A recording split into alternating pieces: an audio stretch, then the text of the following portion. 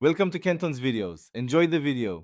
You will reset Spotlight now. First, confirm your system is updated and you're signed into a Microsoft account because Spotlight pulls images from the cloud. Once done, open Settings, go to Personalization, then Lock Screen. Switch the background to Windows Spotlight if it isn't already. Next, sign out and sign back in of your Microsoft account inside Settings to force a sync. This kicks the cloud fetch process and prepares the local Spotlight cache for the next steps. Now you'll clear and rebuild Spotlight's local data.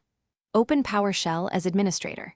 Stop the process by removing package cache files under %localappdata %packages/Microsoft. Windows. Content Delivery Manager and its local state /assets folder. Delete only Spotlight files, not unrelated data. Then run the PowerShell command to re-register the Content Delivery Manager package for the current user. Finish by enabling Windows Spotlight again in Settings Personalization Lock Screen and lock your screen to trigger an image fetch. Give it several minutes.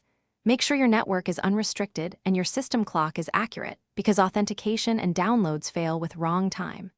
If Spotlight remains blank, reset the Microsoft Store cache with WS Reset, or create a new user to confirm profile corruption.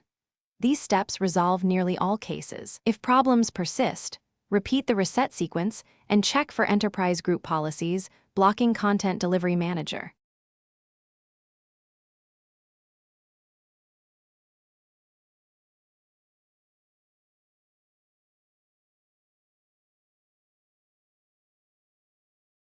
Thanks for watching. Consider subscribing if we helped you.